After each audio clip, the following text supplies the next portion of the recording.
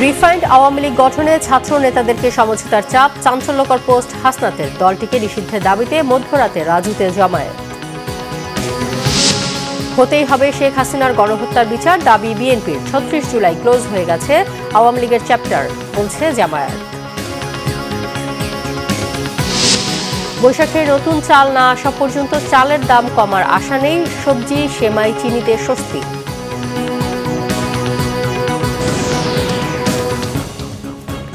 দেখছিলেন ক্রাউন সিমের সংবাদ শিরোনাম। এবারে বিস্তারিত। আওয়ামী লীগকে পুনর্বাসন করতে রিফাইন্ড আওয়ামী লীগ গঠনের ষড়যন্ত্র চলছে। এই বিষয়ে সমঝোতার জন্য ছাত্র নেতাদের চাপ দেওয়া হচ্ছে, এমন অভিযোগ এনে চাঞ্চল্যকর তথ্য দিলেন গণ অভ্যুত্থানের অন্যতম সংগঠক হাসনাত আব্দুল্লাহ। বৃহস্পতিবার রাতে সোশ্যাল মিডিয়ায় এক পোস্টে এই অভিযোগ করেন তিনি। হাসনাত আব্দুল্লাহ জানান, সাবের হোসেন চৌধুরী, শিরিন শারমিন ও তাপসকে সামনে রেখে আওয়ামী লীগকে ফিরিয়ে আনার ষড়যন্ত্র চলছে। গত 11 মার্চ একটি জায়গা থেকে তিনি সহ আরও দুজনের কাছে এই প্রস্তাব দেওয়া হয়। এ সময় তাকে জানানো হয়, রিফাইন্ড আওয়ামী লীগ যাদের দিয়ে করা হবে তারা এপ্রিল-মে থেকে শেখ হাসিনার অপরাধ স্বীকার করবেন। একাধিক রাজনৈতিক দল শর্ত সাপেক্ষে আওয়ামী লীগ পুনর্বাসনে রাজি বলেও জানানো হয় হাসনাতকে। বলেন, আওয়ামী লীগকে ফেরাতে হলে লাশের ওপর দিয়ে ফেরাতে হবে, পুনর্বাসন নয়, বরং আওয়ামী লীগের বিচার করতে হবে। এদিকে আওয়ামী লীগ নিষিদ্ধ করার কোনো পরিকল্পনা নেই। প্রধান উপদেষ্টার গতকালের এমন মন্তব্যের পর মাঝরাতে ঢাকা বিশ্ববিদ্যালয় ক্যাম্পাসে বিক্ষোভ করেছে একদল শিক্ষার্থী। আওয়ামী লীগকে নিষিদ্ধের দাবিতে রাত 2টায় বিভিন্ন হল থেকে মিছিল নিয়ে রাজু ভাস্কর্যের সামনে জড়ো হয় তারা। বিএনপির সিনিয়র যুগ্ম মহাসচিব রুহুল কবির রিজভী বলেছেন, গণহত্যার বিচার শেষে জনগণ ক্ষমা করলেই আওয়ামী লীগ এদেশে রাজনীতি করতে পারবে। অভিযোগ করেন, আওয়ামী লীগের রাজনীতি নিয়ে কথা হলো, বিচার নিয়ে কথা হচ্ছে না। সকালে রাজধানীর দক্ষিণখানে মধ্যপাড়া হাজী শুকুর আলী মাদ্রাসা সংলগ্ন মাঠে দুস্থদের মাঝে ঈদ সামগ্রী বিতরণ অনুষ্ঠানে তিনি এসব কথা বলেন।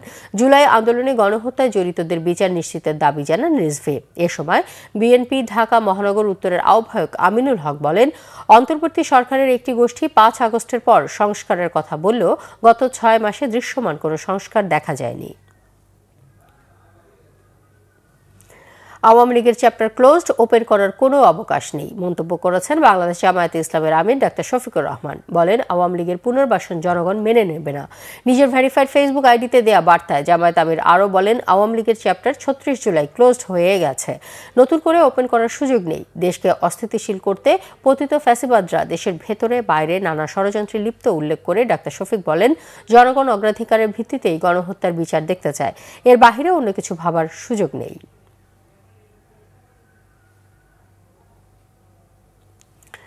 কমছেই না চালের দাম। বৈশাখে নতুন চাল বাজারে না আসার আগে কমার সম্ভাবনা দেখছেন না বিক্রেতারা। মিনিকেট কেজিতে 3 থেকে 4 টাকা এবং বস্তায় 2 থেকে 300 টাকা বেড়েছে, যার প্রভাব পড়েছে অন্যান্য জাতের চালের দামেও। বেড়েছে মাছের দামও।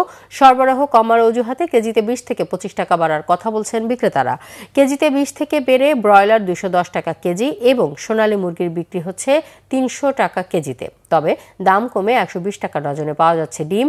চাহিদা বেড়েছে বিভিন্ন আইটেমের সেমাইয়েরও। মশলার বাজারে সরগরম। সরবরাহ ঠিক থাকায় সবজির দামও নাগালের মধ্যে।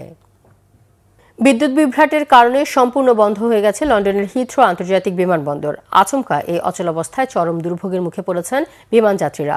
আন্তরিক দুঃখ প্রকাশ করে বিমানবন্দর কর্তৃপক্ষের বিবৃতিতে জানানো হয়েছে, যাত্রী আর কর্মীদের নিরাপত্তার স্বার্থে স্থানীয় সময় 21 মার্চ রাত 11:59 পর্যন্ত ফ্লাইটের ওঠানামায় শুধু নয়, বিমানবন্দরের সার্বিক কার্যক্রম বন্ধ থাকবে।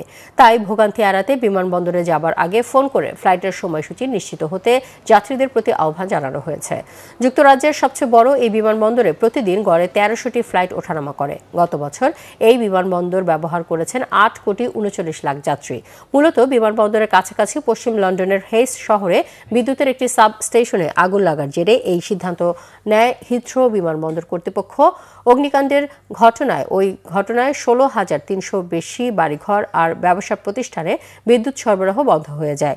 বিপদ এড়াতে ওই সাব স্টেশনের আশেপাশে থাকা অন্তত 150 অধিবাসীকে নিরাপদ আশ্রয়ে সরিয়ে নিয়ে আগুন নেভানোর চেষ্টা চালিয়েছে ফায়ার সার্ভিসের অন্তত 70টি ইউনিট। এবার যুক্তরাষ্ট্রের শিক্ষা বিভাগ বিলুপ্ত করার নির্বাহী আদেশে সই করেছেন মার্কিন প্রেসিডেন্ট ডোনাল্ড ট্রাম্প। বিনা চ্যালেঞ্জে একে না ছাড়ার ঘোষণা দিয়েছেন চরম ক্ষুব্ধ আর হতাশ শিক্ষক, শিক্ষার্থী আর অভিভাবকরা। নির্বাচনী প্রতিশ্রুতি রক্ষা করে 20 মার্চ বহুল আলোচিত নির্বাহী আদেশে সই করে মার্কিন শিক্ষা বিভাগ বিলুপ্তির প্রক্রিয়া উদ্বোধন করেন প্রেসিডেন্ট ট্রাম্প। তবে মার্কিন কংগ্রেস এবং প্রয়োজন হলে আদালতকে ছাড়া শিক্ষা বিভাগ পুরোপুরি বন্ধ করতে পারবেন না তিনি। সাফাই দিতে গিয়ে ট্রাম্প জানান, দীর্ঘ ৪৫ বছর ধরে এই বিভাগের মাধ্যমে শিক্ষা খাতে আর জনগণের পেছনে যুক্তরাষ্ট্র যতটা খরচ করেছে এমন আর কোনো দেশ করেনি। বিনিময়ে সাফল্যের তালিকা করতে গেলে যুক্তরাষ্ট্রের শিক্ষা খাত একেবারে তলানিতে থাকবে। বলেছেন, কোনো কাজের নয় এমন একটি বিভাগ বন্ধ করতে আইনি চেষ্টা ত্রুটি রাখবে না বর্তমান প্রশাসন। এই সিদ্ধান্ত কার্যকর হলে আর্থিক বরাদ্দে টান পড়ায় সবচেয়ে বেকায়দায় পড়বেন শিক্ষা ভাতা পাওয়া দরিদ্র আর সমাজের পিছিয়ে পড়া শিক্ষার্থীরা। অনিশ্চয়তায় পড়বে শিক্ষার ঋণ প্রাপ্তির সুযোগ। এখন থেকে স্কুলের নীতি নির্ধারণী কাজগুলো দেখবে কেন্দ্রীয় আর আঞ্চলিক শিক্ষা বোর্ড। গত সপ্তাহে এমন পদক্ষেপের আগাম আভাস দিয়ে শিক্ষা বিভাগের কর্মী এরই মধ্যে অর্ধেকে নামিয়ে আনা হয়েছে।